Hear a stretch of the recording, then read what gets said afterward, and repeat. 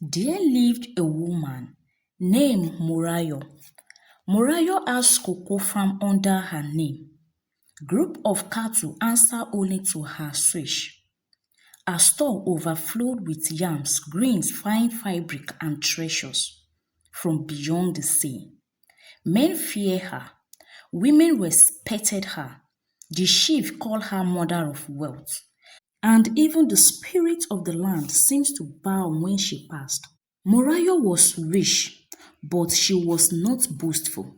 She dressed in clean, simple wrappers, wear only a single gold bangle, and walked with barefoot whenever she visited the poor. But let no one be fooled. Her silence had wit. Her false smile could make a warrior drop his weapon. She lived alone in a big compound by loyal servants and watchful dogs. Many men have tried to win her hearts. Traders, prince, even the chief elder's sons. However, she turned them all away like flies from her stew until one day Morayo decides to follow her maid to the market to have some fresh air. That was when she met Ade. Ade was not rich, he had nothing but a twisted smile, a strong back, and a mother more greedy than a dry drought. The people called her a woman who could drink soup from an empty bowl if you let her. Her house was poor, but her hunger had no limits, not for food, but for control, for power, for others people's wealth. When Ade saw Morayo at the market, she was bargaining with a pepper seller. Her voice was calm, and every word landed like a drumbeat. He was stunned, not just by her beauty, but by the atmosphere around her like a queen. Ade made his move. He took a step closer to her. As she wanted to pick up the basket, he quickly carried it for her. He offered to walk her home. He told jokes and danced. He showed off his muscles. Ade was funny enough that Morayo could laugh for the first time in years, and that laugh was all Ade needed. He came the next day, and the next, and the next. After that, Morayo guys chased him, but she let him in. We stormed into months, and one hot afternoon, when the wind smelled of new harvest, Ade knelt in front of her compound and asked for her hand in marriage. She stared at him for a long time, then said, "You bring nothing but yourself, yet I will say yes. And make sure you remember that." They were both married within a moon circle. The celebration was loud and long. Morayo gifted Ade a new robe, a gold chain, and a seat beside her. However, she did not share everything. Her lands remained in her name. Her storeroom stayed locked. Her cattle still obey only her call. Morayo had allowed Ade to move into her compound with the grace of a queen accepting visitor in her palace. She gave him his own room, fine clothes, servants who addressed him as my lord. And the food they served him was better than the food he has ever tasted in his life. At first, Ade didn't complain. He enjoyed the soft bed and fresh food, the praise of being a man who break the lioness. Mama Jumi, Ade's mother, followed 3 weeks later uninvited, dragging a sack of rag and agreed. Ade and Morayo were both in the sitting room when she came in. "Your husband's mother must live with you," Ade said. avoiding her eyes. It is tradition. Morayo only raised an eyeball but said nothing. Instead, she had a small guest hunt, clean and made ready. Immediately Mama Jumi entered the compound with eyes already counting everything. So this is how rich people lived, she said loudly, rubbing her neck with her hand. Hmm, my son has chosen well. But tell me, where is our land? Murayo raised an eyeball. Our? She asked. Mama Jumi smiled all her teeth out. Now that you are one family, surely your wealth becomes shared wealth. My son is your husband. He should be managing these things. I mean everything. Then Ade cleared his throat. My mother is right. Maybe you should just a little open up the book. Morayo sat right. Her eyes turned sharp. Ade, she said slowly, when I met you, you had one tear shirt and dreams you didn't believe in. I gave you food, clothes, shelter. I married you not because I needed a partner, but because I wanted one. And don't mistake kindness for weakness. Mama Jumi itched like an old snake. So are you saying he is your servant? No, Murayo replied coldly, but he is not a king here either. Then she told Mama Jumi, my maid will take you to the back of the compound. That is where we prepared for you. However, Mama Jumi had no interest in staying outside the house. That night, Mama Jumi whispered to Ade. She wept fake tears. She reminded him of how men were rulers in their homes. She told him stories of how women in her days will kneel and hand over even their father's land. You are not a man until you make that woman surrender her gold. That night, Ade heart turned black. By the second day, Mama Jumi moved her things into a room near the kitchen. I want to be closer to the food, she said, and she started barking orders at the staff like she had held them for years. Why is there no pepper in this stew? She shouted. Doesn't a rich woman feed her family with taste? She began calling meeting with the cooks. She told the maids to change the curtain. She complained about the scent of Morayo perfume. No wonder the ancestors are angry. Morayo said nothing as she wholly washed. However, the truth began with Ade. He had started dressing differently, brighter clothes, huge jewelries, things Morayo didn't buy. Mama Jumi started stealing Morayo's money to send Ade to the city, where he spent money like a peacock flashing feather. And each time he returned, he brought new rules. No one entered the kitchen or house without his permission, and you must consult me before making large purchase. One morning, as he stood in Morayo's storehouse, arms crossed, and told the cabin attendant, from now on, I will oversee the account. The cabin attendant blinked, but Madame has always handled them. Then he replied, she is a wife now. She must rest. I will manage things now. When Morayo confronted him, he laughed. Why fighting me? I am only trying to be involved. Involved is different from control, she replied. However, Mama Jumi was not clever.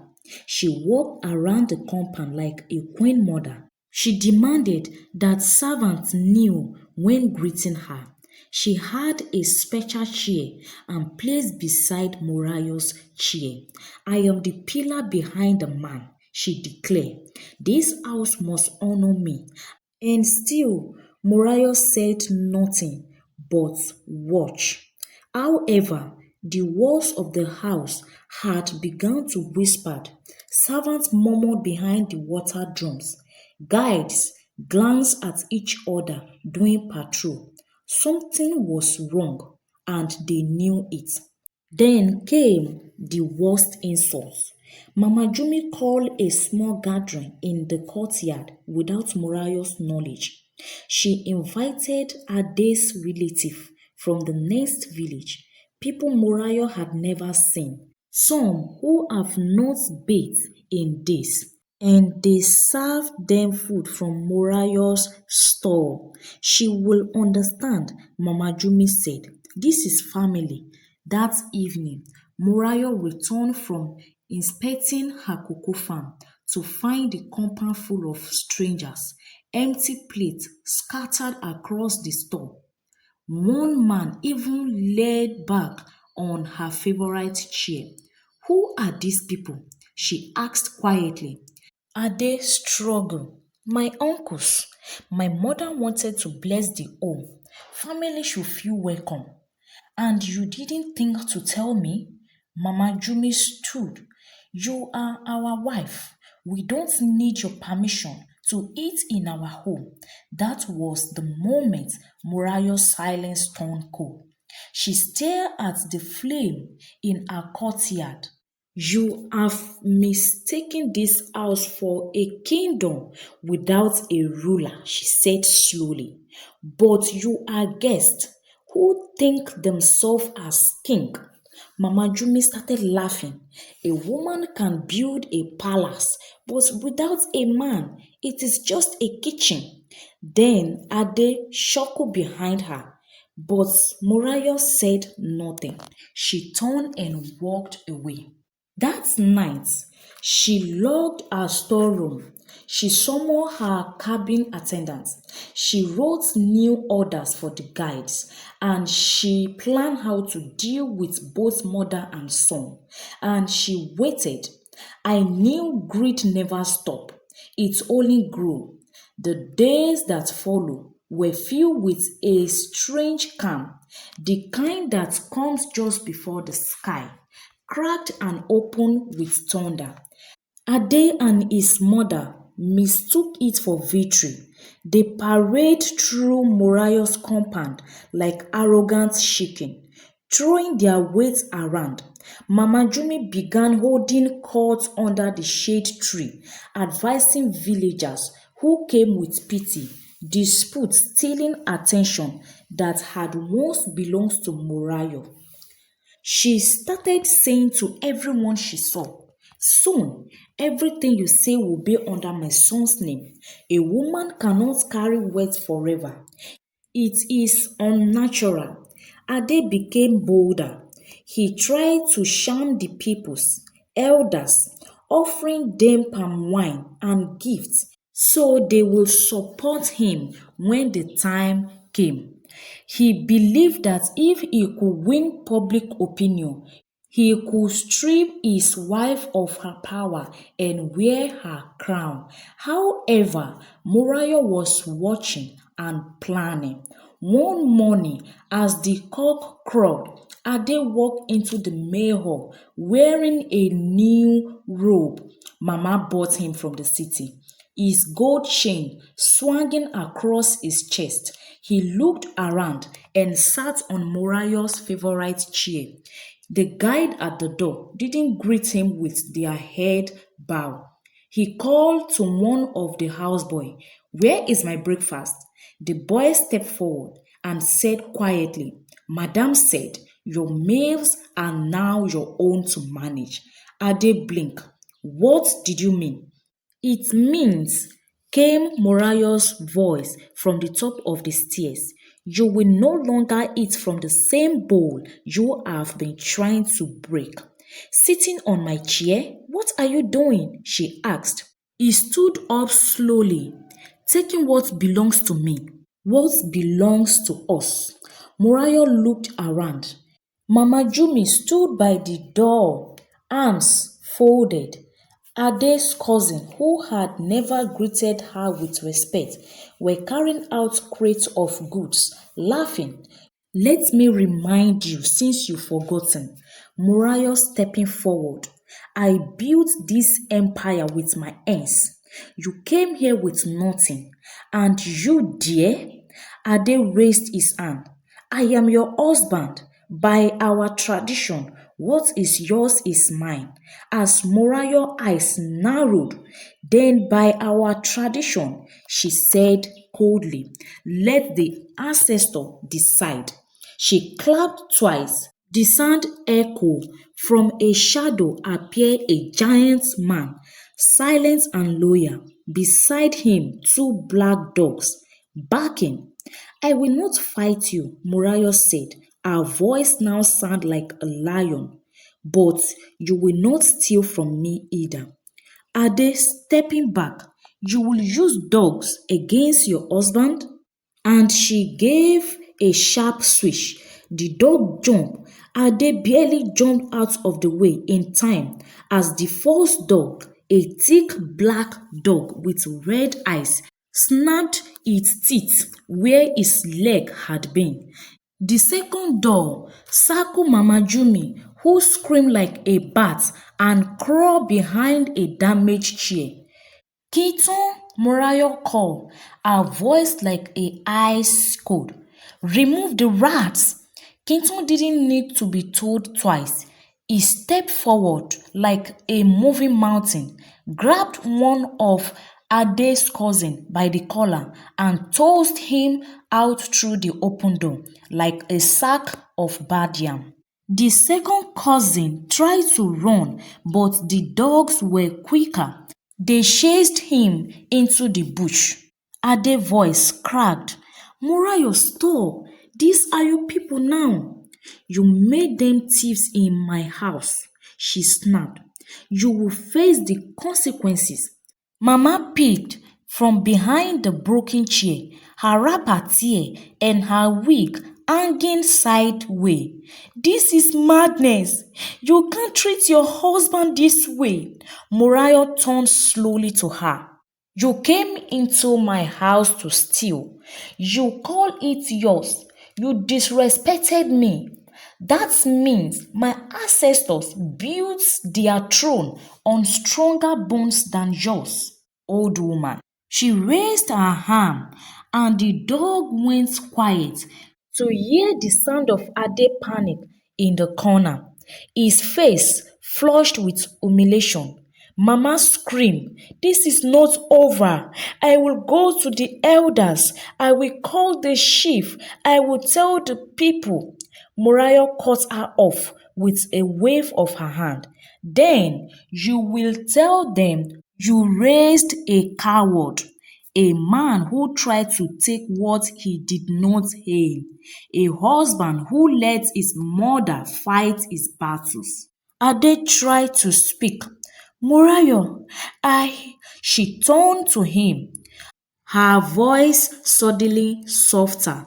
No less dangerous, Ade. You came here with an empty basket. I filled it, feed you, honor you, and instead of you to plant more, you tried to steal the whole field. He dropped to his knee. I was misled. She pushed me. Morayo shook her head. If a snake lead you into fire, who burn? The snake or the fool who followed? She took off the gold chain she had given him at their wedding. You don't deserve this anymore. Mama's eyes narrowed, walked towards her son. We are leaving, she said. Let's go. This woman is cursed. But Ade didn't move. His knees were shaking. He looked up at Morayo with eyes full of regret. Please, he begged, don't throw me away. Give me a chance. Morayo stared at him for a long silent moment. But not all wealth is silver and gold, she said. Trust is wealth. Loyalty is wealth. Respect is wealth. She stepped back, and you are broke. With the wave of her hand, the great door of her compound opened. Wind rushed in, blowing dust and shame across Ade's feet. Keaton, she said, escort them out. No, no, you can't do this, Mama Jumi screamed. But Keaton didn't argue. He grabbed Ade's shoulder, pushed them both towards the gate. As they stormed out past the watchful eyes of the guides and servants, who once bowed to them, the door slammed shut with a deep echoing boom. Silence returned. Morayo stood still, staring into the flame of her fire pit. Her hands were calm, her face unreadable, but in her eyes burned the steady fire of a woman who had fought not just for her wealth but for her dignity.